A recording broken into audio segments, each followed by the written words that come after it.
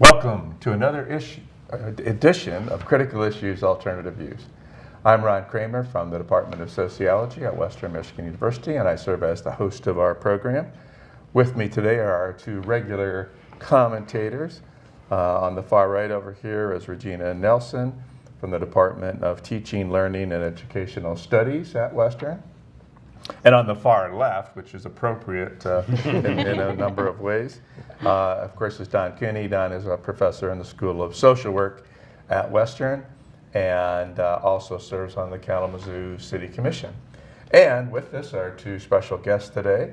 On my left is Marissa Wagner, and on the right here is Roland Bissonnette. And both of you are WMU students, correct? Until very, very recently. Okay, all right. Well, I'm going to have each of them introduce themselves a little bit, but the topic that we want to talk about today is the Gaza Solidarity Campus encampments that have been going on all over the country. And you might have heard that we actually had a similar encampment here at Western Michigan University, and these two young folks were very directly involved in helping to set that up, and so we want to focus a little bit upon that. But first, Marissa, why don't you tell us a little bit about yourself, your background, and Sure. how you came to be involved in this issue. I kind of inserted myself. Yeah. I just felt the need to do something, and I saw KNOW had a need for a skill set that I had, and I kind of just jumped in, and now I'm the co-chair. With Daniel Smith. I'm also a senior at Western in the computer science program. Okay, all right. Roland? Yeah, so I'm a Kalamazoo native, Kalamazoo promise at Western. Okay. So yeah, I'm local boy through and through, and I had... Norix or Sun? Yeah, Norix, of course, of course. Go Knights. Go Knights, exactly. Taught me a lot. But I just graduated from Western from the Global International Studies Department. Great. And thank you very much. And I was actually at the Gaza Solidarity Encampment at Columbia University. Oh, you day were? one that it went up. My sister's in the School of Journalism there, and so she knew some of the folks, and we kind of got the heads up, like, keep your ears open, something's happening. And day one we got the call, and so we went down, and I was leaving to come back to Kalamazoo for my graduation, and so I was there for the first 2 days, and then as I was driving back from New York to Kalamazoo, I was calling local organizers, I was calling Western students, and found the KNOW Instagram page, and was like, who can I get, what allies can I rally to do something like that in Kalamazoo? That's where I come in. Yeah. That's where you came in, right? So did you guys know each other before? No, but we found out we are very connected. He was staying at my uncle's house, as we were speaking. I know his brother. Yeah. We live in the same neighborhood. Well, Her uncle being Tom Kostreva, Yes. who teaches the genocide course at Western Michigan. It was all too on the nose. Yes, yeah, I bumped into Tom recently, and he mentioned that your involvement. really? And I think he probably mentioned you at that time too, but yeah, good guy. Well, all right, so you were, first tell us a little bit about what was happening at Columbia, because that was one of the major encampments and got a lot of publicity. So tell us a little bit about what it was like to be there at that particular time. Yeah, it was exciting. You could kind of feel that this was a big action they had taken. There were, that first day, maybe 40 tents that they snuck in and set up at 3, 4 a.m. And so that morning they were just there.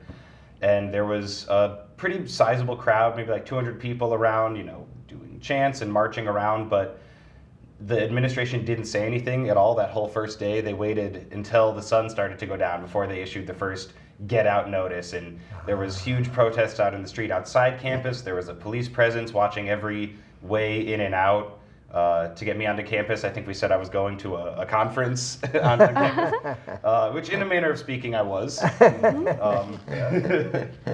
And no, it was very heightened. There was definitely a sort of static in the air.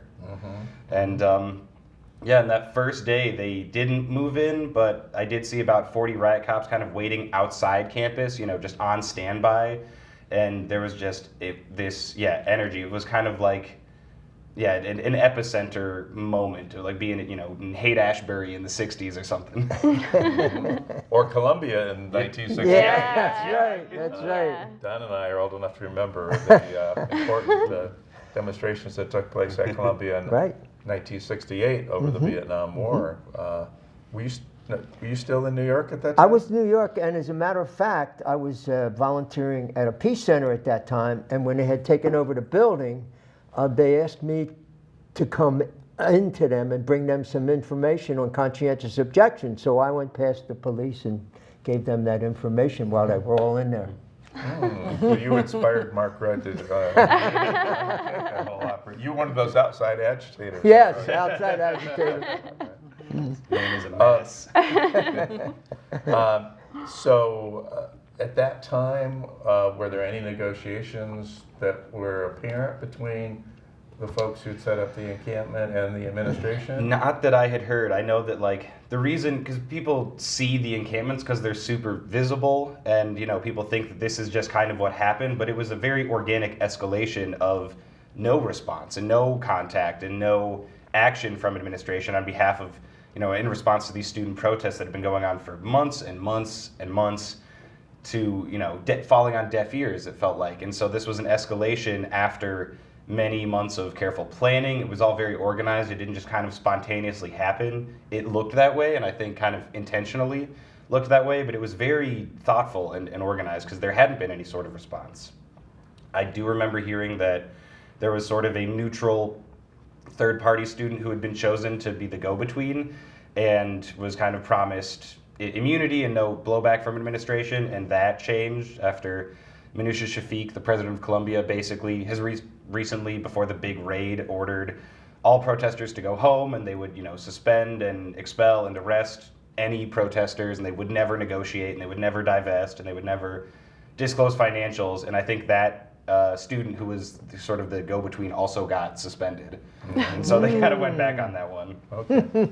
Well, I mean, we should point out a little bit more of the larger context here, is that a number of prominent university presidents had been, summoned to testify by Republican committees at Congress, and were grilled mercilessly and subjected to definitions of anti-Semitism that were outrageous, and were just, under withering fire from the Republicans in Congress. And so I think that made, and I'm not sure if the Columbia University president had gone in before this event. So I think that was the same morning, actually. Okay. I was watching that congressional hearing was that morning, and I remember getting so mad. I was watching it with my sister, and she would we kept pausing it to get up and yell in exasperation. And then we got the text, maybe an hour and a half into that hearing, come to Columbia now, you're going to want to see this.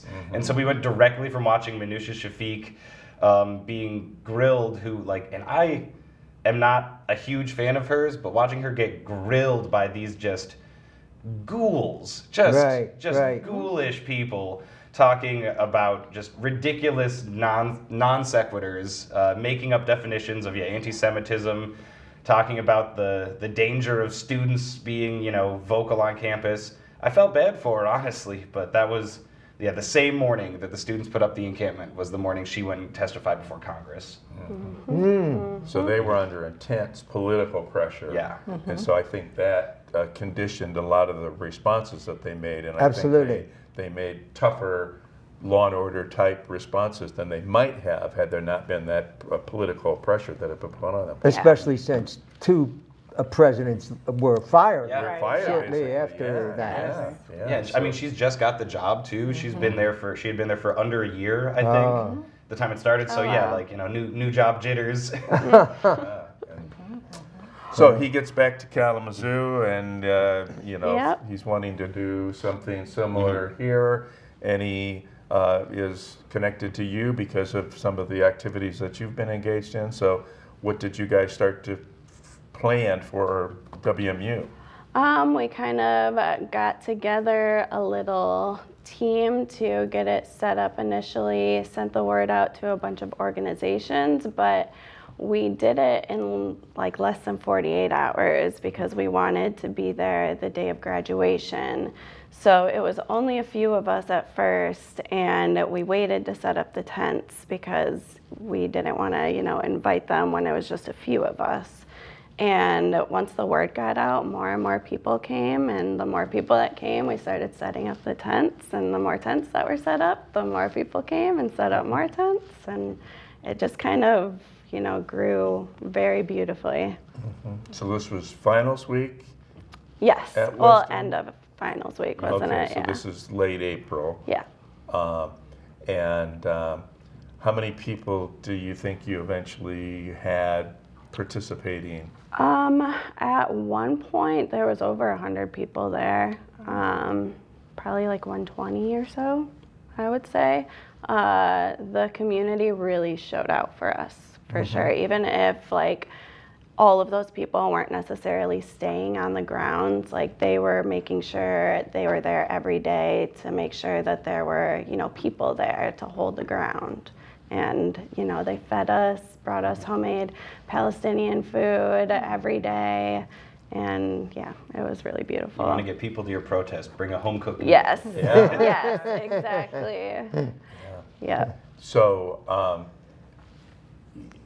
when you set up the encampment, what were the objectives that you had, and what were, in a sense, the demands or requests, or whatever you want to call them, to the WMU administration? Yeah, so I had actually gone to the U of M encampment, I think 2 or 3 days prior to us setting up to kind of get like a feel for how they were doing it. So our demands were pretty similar to theirs, disclosure of financials, divestment from any corporations defense manufacturers and weaponry. And then, first and foremost, just like acknowledging it, like the statement that was released October 7th compared to their statement released about Ukraine is vastly different. And, the reasoning just doesn't check out for me. And we do have like a large Palestinian community here, especially WMU faculty and students. So the fact that they're not, specifically acknowledging what's happening to their families and alumni is just disgraceful to me. Yeah. Did you all get any reports that any of our students were being harassed on campus? And yeah, I've actually heard from quite a few of my Muslim friends that they've, received just like Islamophobic comments and, being called Hamas. I actually organized with a kid in high school, and he is from Egypt, but he's obviously very passionate about this, and he's been speaking at the Portage City Council meetings, and one thing he's really emphasized is how bad it is in the Portage schools. And my daughter went to Portage Central, and I actually pulled her out because of that, because, she's just hearing all this stuff in the hallways constantly, and nobody does anything about it. Nobody's punished. There's no, nobody calls their parents even. It's just ridiculous.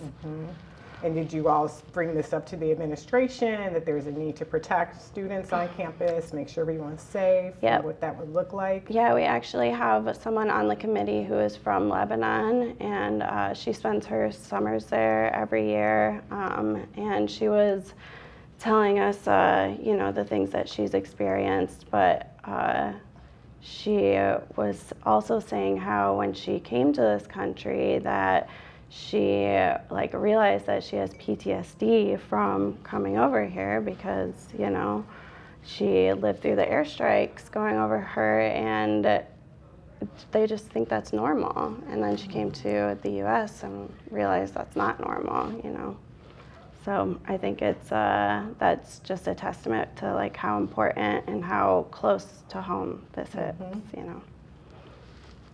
So, the university asked you to dismantle the tents and has been cooperating with you to a certain extent, right? Yeah, so one one area where I definitely do have to praise Western, like we set up because there had been a lot of unresponsiveness from the administration. There had been, emails from faculty unanswered by admin and by President Montgomery. But one thing, total credit to them, they did, we had some kind of rocky first starts when they first came down and wanted us to get out of there, but we really came to an agreement. They approached us with a much more open mind than almost any other university in the country. They came down and, what can we do? We want to listen. We want to hear what you're saying. We want to try to work together on this, not against each other. And so we did come to an agreement to strike all of our structures in exchange for sitting down and having regularly recurring meetings with 4 students and 4 administrators who are pretty high up and relay everything directly to President Montgomery. And we've been working very closely with them, and they've been very open-minded about hearing us out.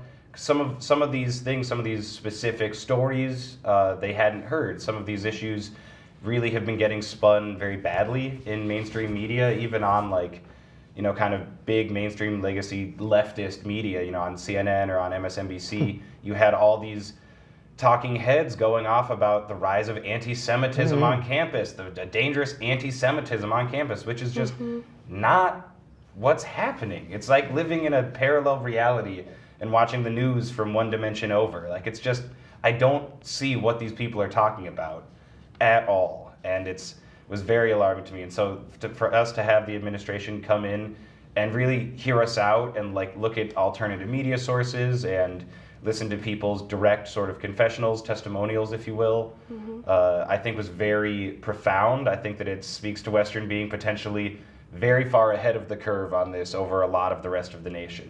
Just like we were during apartheid when we gave Nelson Mandela his honorary degree. Our inspiration. We heard about that. Well, So my thoughts are these. Congratulate, thank you for what you've done. You deserve great admiration on this because you took the leadership. You went out there. You got this thing going. That's great. And I'm glad that the university has chosen to cooperate. I think we need a sense of urgency. That was weeks ago. Now they were going to issue a statement and they haven't issued that statement yet.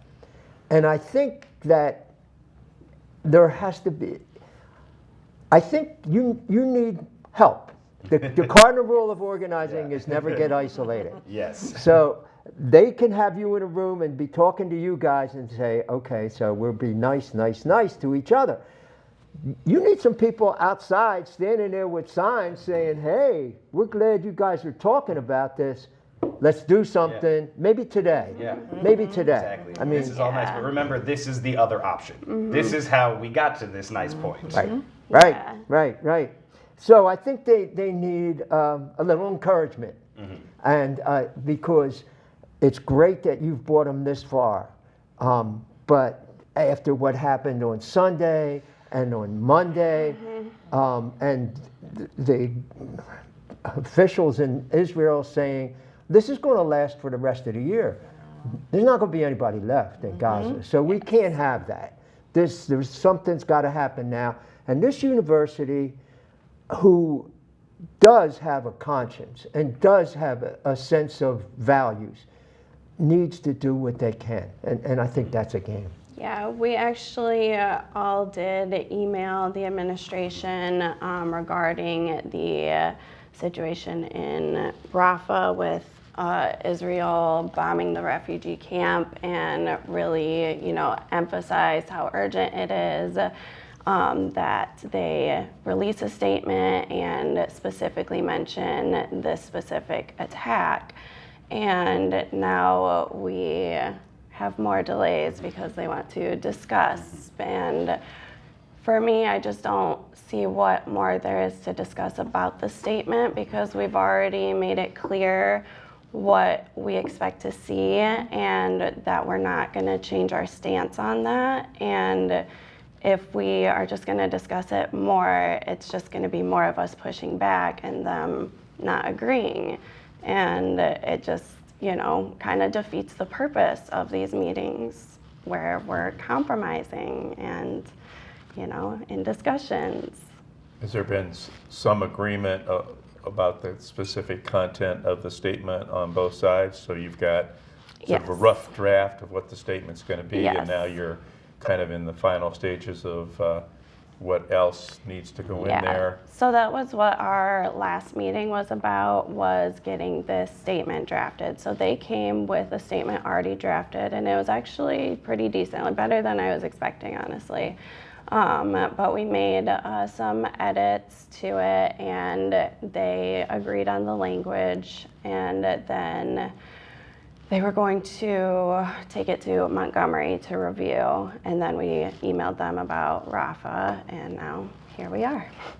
So you're waiting to get a response about the inclusion of that very specific event that is a recent event in the unfolding tragedy that's been going on. Well, not only that, but we would like to see the specific mentioning of genocide or ceasefire, That's or been a big sticking point. Stop or the killing. the Stop the killing. That's Yeah. got to be in there. or the specific numbers that we're seeing, you know, especially with students and children and women Right. and And innocent universities. civilians. Yes, universities, hospitals, you know, the list goes on. One of the things that I think, and maybe this has already been part of your discussion, but I think it's really, really important that the International Criminal Court has begun to issue warrants for Israeli officials as well as officials from Hamas, and that the UN's highest court has basically stepped in and said this is an illegal operation.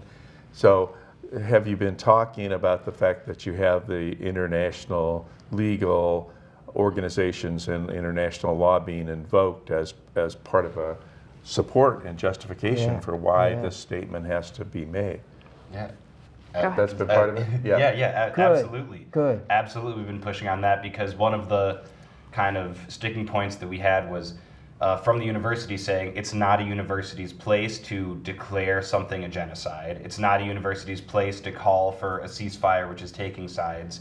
And I said, well, you don't have to declare it a genocide. You wouldn't. It's not a new idea that that's what this is. It's not a new thing to call for a ceasefire. You could say the International Court of Justice has called it a genocide. You could say that UN investigators have declared it to be what genocide-like actions are being undertaken. You could mention that. And I also think that it is anyone and everyone's place to call out genocides when they occur. Absolutely. There is no special investigator who's the only qualified person to do it. I don't think that that's how genocides work. I think if you see one happening, and particularly if you are potentially involved in funding part of it, you should absolutely do everything you can to make sure you are not involved and condemn that in the strongest possible terms, which we haven't seen yet. So I think there's two points that really make sense from what you were saying. First of all, the document coming out of the International Court of Justice says stop the military operations. So you're solid on that. Stop the military operations. Secondly, international human rights organizations have called it genocide. So we have a solid foundation to call it genocide. And there's no getting away from that. So the main thing that has to happen is stop the killing. And we have solid international support for that thing. So that's what we want to hear them say. For what it's worth, a group of international criminologists who specialize in state crime have issued a statement in which they argue that essentially the elements of what's been unfolding in Gaza do fit the definition of genocide as these scholars Wow. understand it That's and helpful. interpret it. That's very helpful. So, Yeah. I think one of the things that is so sad about all this is the hypocrisy of the Biden administration, and the idea that we're playing with words, you know, and we have red lines, but those red lines are not exactly what we. No, we're talking about children dying. Right. We're talking about people's homes being destroyed. I thought the person from Italy, one of the representatives from Italy, said it really well, that they're sowing the seeds of hatred which will last for generations. Yep. And that's the sense of urgency. This has to stop now. Otherwise, this is going to have generations going on. Yeah. And it already does. Yes, yes. I think that one thing this all has really shown us is that Republicans and Democrats are just one and the same. You know, they're working for the same people. They sure agree on genocide, and they're kind of just placed there to divide us on these issues because they know that, you know, collectively how powerful, you know, we the people are. Nasser Beydoun, this was one of the first things that he said to me, was that there are more of us than there are of them. We just have to out-organize them. And that's so true. I mean, look at the uncommitted movement, you know, especially Michigan, over 100,000 votes. That's just a testament to what we can do collectively if we just stand together and not be divided on these different things that they don't care about at all, as long as they're profiting off of it. You know, they don't care about abortion one way or the other. They just want to make money off of it and divide us. And I think it's important to celebrate victories. And there are many victories here. I mean, more and more campuses, more and more organizations are joining or speaking out on this. So that's a great victory. And I think the fact that Israel is becoming more and more isolated is a victory, a great victory.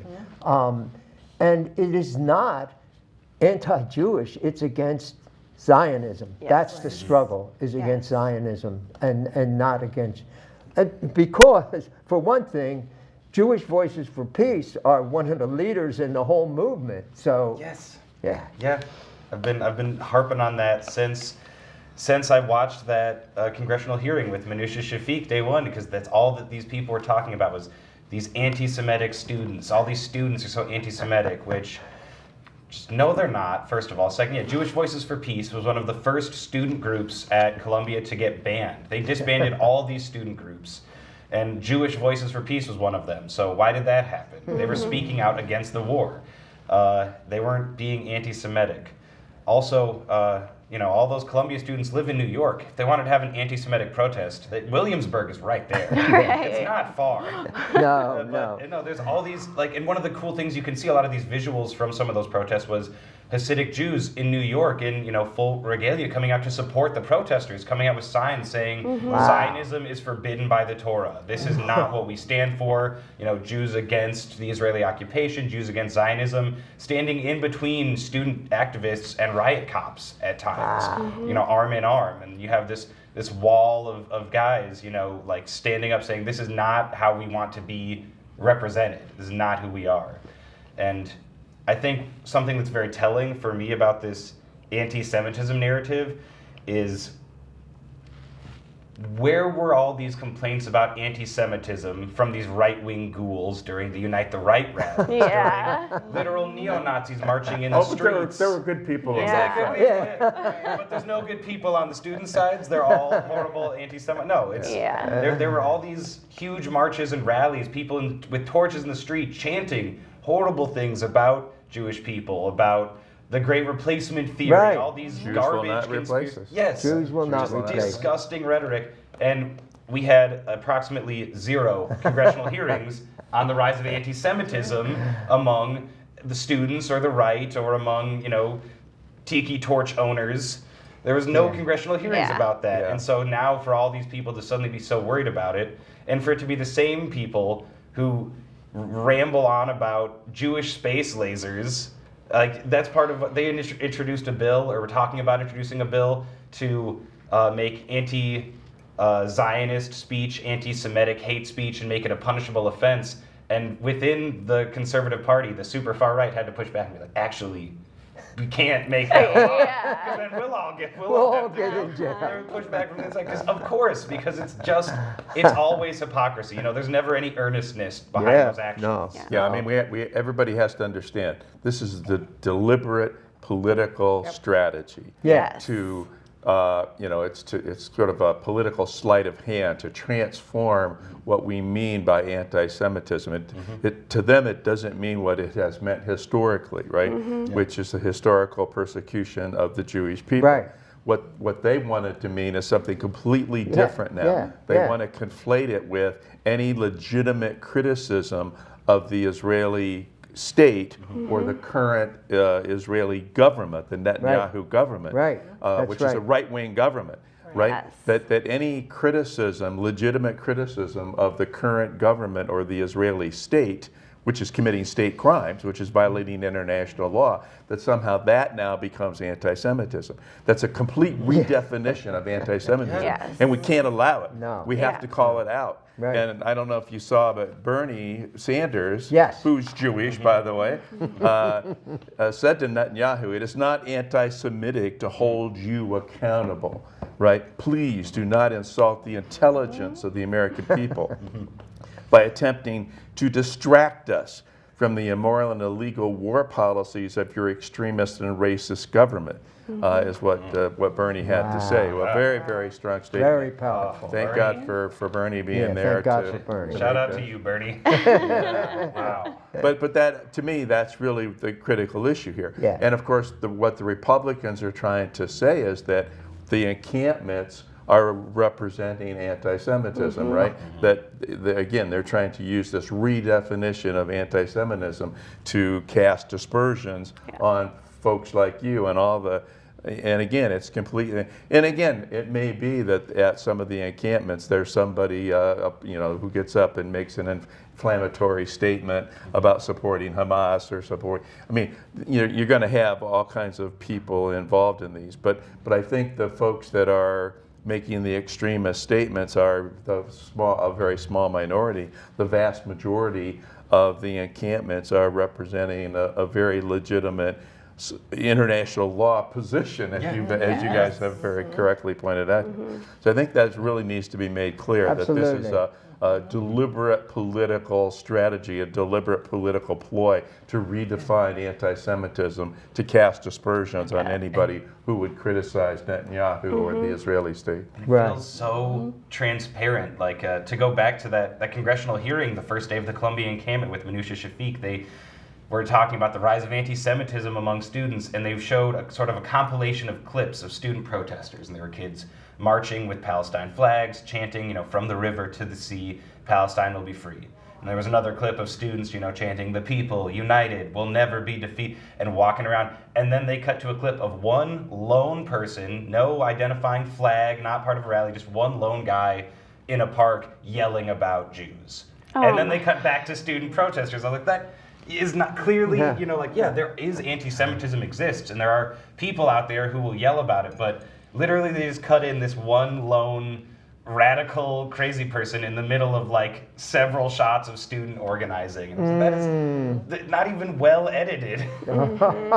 This is the social construction of political reality. Right, exactly. So transparent. Yeah. Wow. It is, but at the same time, it's also very effective. Because a lot of people who don't really pay close attention, don't really follow the issues, they might catch a glimpse of this hearing and say, oh, that's horrible what those students are doing, taking it at face value, not realizing that it's a very deliberate, misleading attempt to smear what's happening with this particular movement. The first day of the encampment, we actually had someone roll up on rollerblades, and he told us he was a conservative, and he was actually like very cool, very respectful, and like stood there and talked to us about what's going on. And he had mentioned like the anti-Semitism at these encampments and on campus, and I said, well, have you actually like have you heard this from anybody, or where are you getting this information? He said, just the media. And I said, yeah. I'm like, do we look violent? Do we look, anti-Semitic here? I'm like, just go visit one of the encampments, talk to them, and like, you'll see, like, it's just, another attempt at controlling the narrative. And I really think we changed his mind by the end of it. Like, we at least made him question it. And like, I think that's, a big thing is educating people, not attacking people who like maybe just don't know, aren't informed, they, don't like watch the news very much, or they just catch these glimpses. And, like, there is a whole generation that grew up on don't talk about religion or politics, So like, I think, coming at these people who are misinformed or uneducated, in a sense that you're like attacking them, just kind of further pushes them to the other side, rather than, getting them to understand and see that we're not violent, despite what the mainstream media and the Biden administration is trying to push. And that's so important, Marissa, because the whole idea of all these demonstrations is to draw more people in. And when we act in a way that people can identify with us and the values that we put out there, that's going to draw more people in. I mean, we learned that from the Civil Rights Movement, right? I mean, that was the whole thing. That when people saw what was happening in the South, and they saw the dogs and the hoses come out, and they saw how black people reacted to that with dignity, and they said, no, we're not going to stand for that. That's got to stop. And here we are, complicit. The bombs that were dropped on Rafah on Sunday were bombs that we supplied. Right. That's unacceptable. That can't be acceptable, that we are partners in killing children and women and totally people that are non-combatants. And to say that, okay, 50 people were killed, we were after 2 leaders from Hamas, there is no proportion, and everybody can understand that. So I think focusing on how we bring other people in is the whole point. I agree. War crimes is an appropriate concept here as well, Absolutely. right? I mean, the stronger term is genocide, but to a large extent what's happening are war crimes, violations of international humanitarian law, the disproportionate, indiscriminate use of military force, which is banned by international law. Bombing a refugee camp is like, wow. There's all these things that have been happening. It's it's sort of hard to keep up mentally with atrocity after atrocity that becomes statistics. There've been hospitals and schools which are all brutal, but this latest one, bombing a refugee camp. People who have nowhere else to go because they have already been bombed out of wherever they were. I've been in refugee camps. I volunteered on Lesbos, a little Greek island next to Turkey, in Moria refugee camp some years ago with a group of Western students, actually. And those are desperate, poor people struggling to, in an unfamiliar space to and then drop a couple bombs on there. And to think that, A, there's any justification, and B, for Netanyahu to say it was a tragic accident and not understand that makes it worse. Yeah. That's not better. Yeah. If you are bombing, you don't get to make mistakes like that. No. That is not, it's not like, oopsie, that's not any sort of an excuse or reason. That is worse. You get your toys taken away if you do that. Yep, Yeah. very good point. And let's not forget that Biden said on, I think it was May 8th, that if they invaded Rafah, that he wouldn't supply weapons anymore. And then 1 week later, another however many billion-dollar package was under congressional review, and 1 week later, they bombed a refugee camp.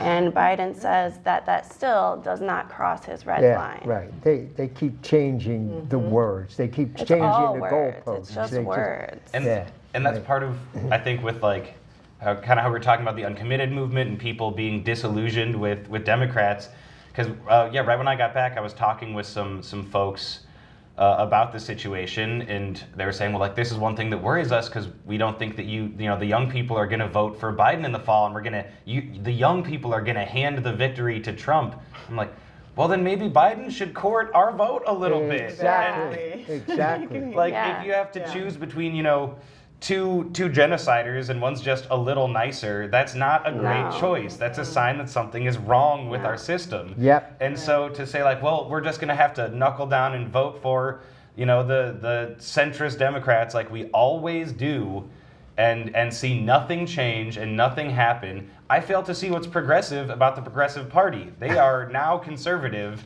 and the conservatives are now becoming regressives. Like, it's really nuts to say, young people are going to ruin this for us. Right. Well, listen to them maybe if you're so worried about having them on your side. Yeah. Maybe they don't like being represented by genocide. That's right. Yeah, I mean, I think this is really a complex and excruciatingly difficult issue to deal with now, because everything you just said is absolutely right. But at the same time, if in fact the Biden administration's intransigence on this issue ends up costing them the election, things will be 100 times worse under Trump. Yep. They will. Yeah. There's just no doubt. I mean, Trump unleashed. Trump is a stronger supporter of Netanyahu than Biden. Would never criticize him in the slightest degree. Trump is unrestrained in terms of using military force. And I just finished writing a book on nuclear weapons, so I have to throw out that what we have in this country is thermonuclear monarchy.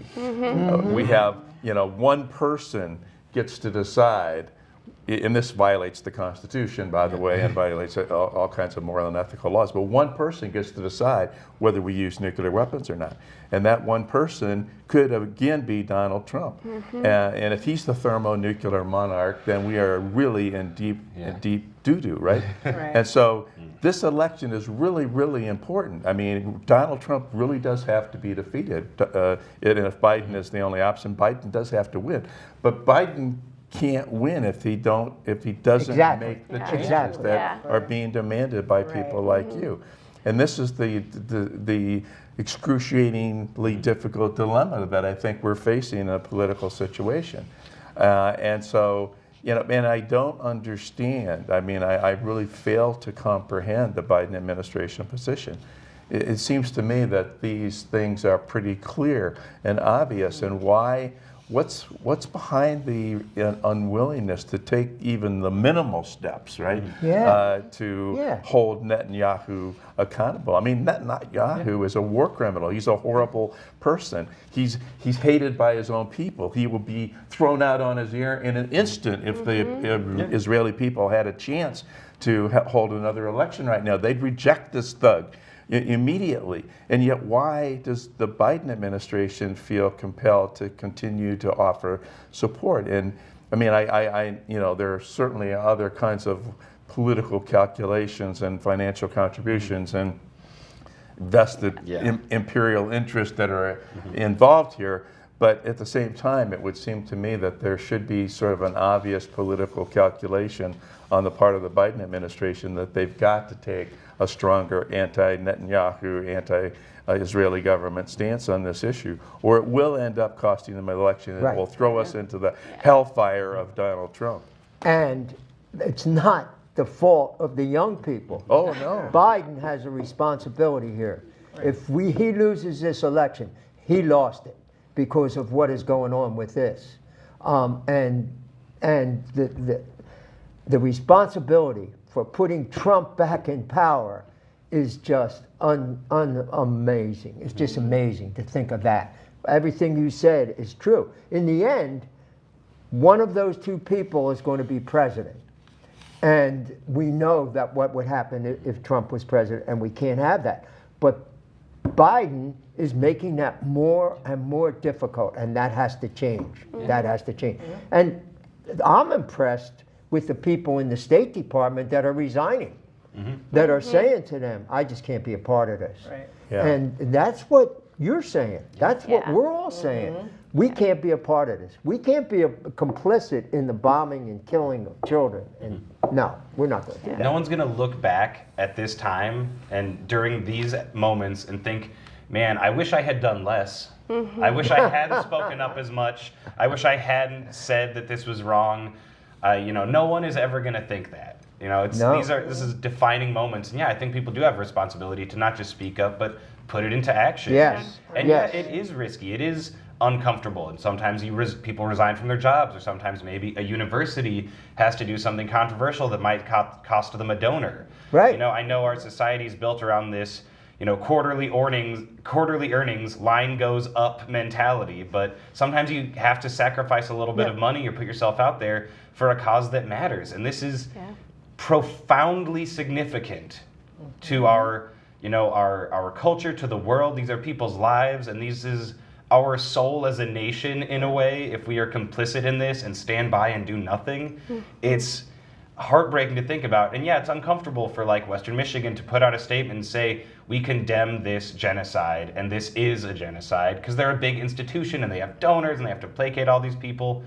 But also, it's not it's not easy, and it's not supposed to be. Standing up for what's right, fighting against genocide is not a simple thing, but it is a necessary thing. And looking back, you will feel better for it, and it will be something you can claim forever. It's to the glory of the university that they take a stand for human rights, and not just for money. When we tried to get the honorary degree for Nelson Mandela, when he was in prison, and the popular idea was that he was a communist, when we talked to the president, he said, it'll cost us $1 million. And we said, and? Yeah. Is that what we're about, the $1 million, or are we about it? And to his credit, they gave him the honorary degree, and they should be proud of that. And that was at a time when it wasn't popular, but he saw the importance of taking a stand against racial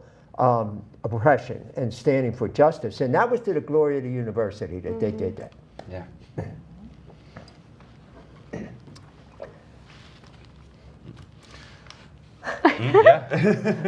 So one other question that, so part of your negotiations are concerning the statement, but you're also working on the issue of divestment going back. Yes. South Africa, that was a huge issue at that time, of course. So what's happening with regard to that issue?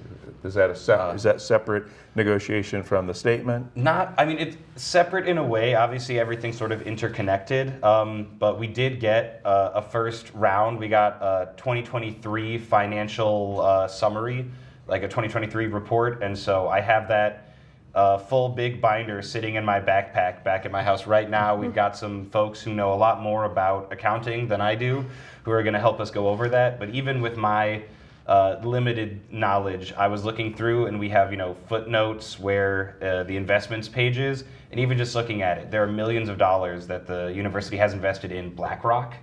I don't know if you're familiar. It is like a giant hedge fund company. They own they have trillions and trillions of dollars of holding, and they own more than almost every country in the world does. I think they're richer than 90% of the nations on this planet. They own a little bit of everything. Yeah. Every single company, every single manufacturer they own, and that includes stakes in Raytheon, Boeing, Lockheed Martin. All of these big weapons manufacturers are owned by BlackRock, which we invest in as a university. And so we can sit and say, oh, it's third parties, and we're in mutual funds and this and that, and it's complicated. It is. It's hard to be an ethical consumer in today's society. People spend hours picking out organic produce at the supermarket. It's not easy, but it is right to divest from these giant arms manufacturers. And it's the same reason that it would be so effective, is the same reason that universities and the Biden administration are so recalcitrant to put their name to some kind of divestment, because you're messing with the money. Yep. When you mess with the money, things happen. And if you're threatening to mess with the money, people will stop you. But if you can affect financially in a big way an institution or a business, you can get change to happen. And that's why divestment has been focused on by universities as such a prominent tactic in these. And divestment has been sort of the topic of the day among all these protests. It's because if you can mess with the money, if we can stop money flowing into these places, they'll realize that they have to change tack. And I think that that is significant. Yeah, And absolutely. that was such a huge issue with South Africa and apartheid situation. And we actually took this to the university a couple of years ago. Don and I were part of a committee with regard to the climate change issue. And we did. They did. You were They part of agreed it. to I divest. was on sabbatical, but you ended up being on the Well, committee. what we found out was that they only had 1% of their investments. 2%.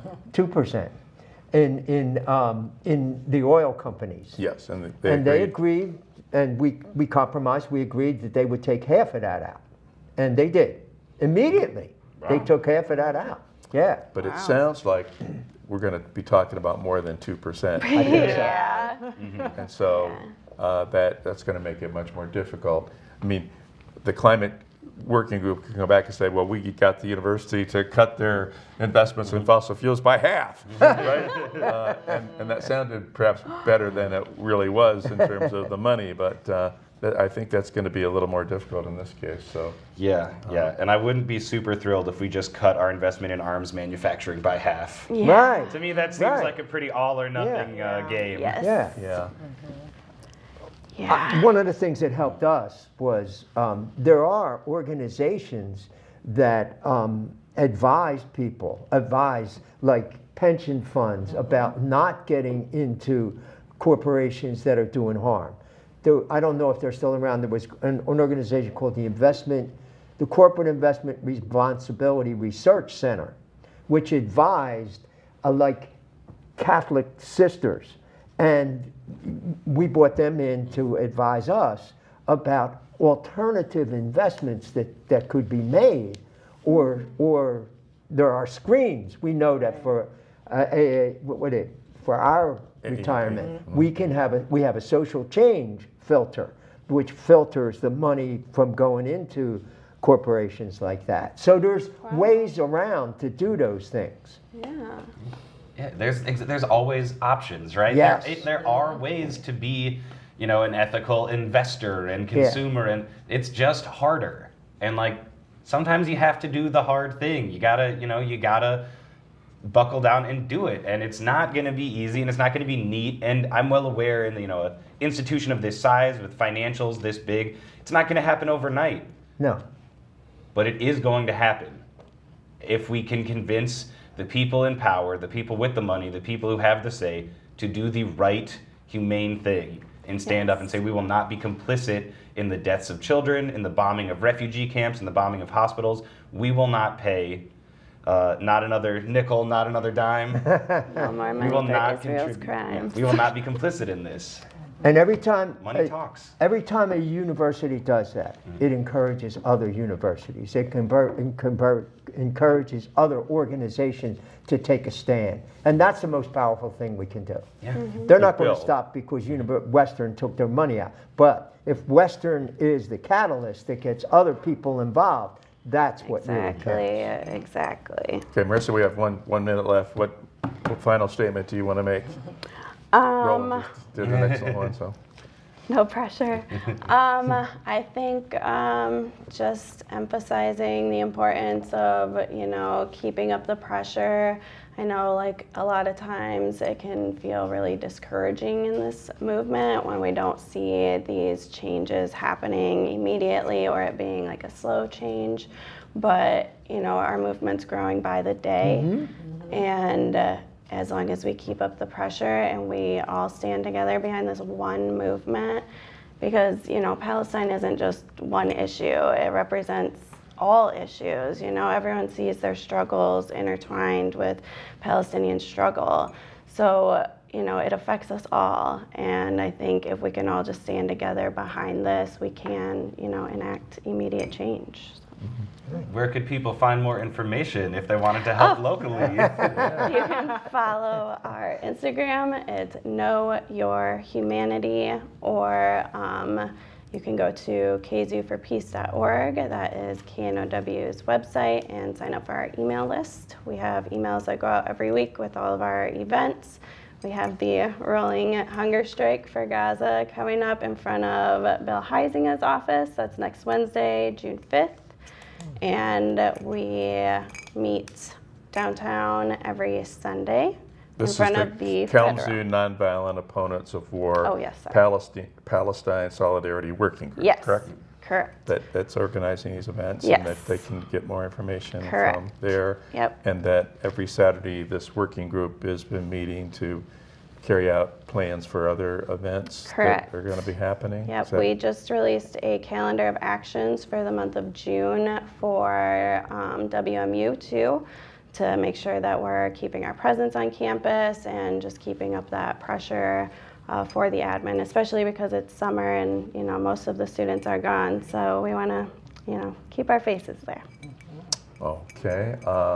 In fact, I think we got into this a little sooner than Daniel was expecting back there, and I think he was going to put it up on the screen, or did he already? He did. He I did. saw, Okay, yeah. great. I missed that part.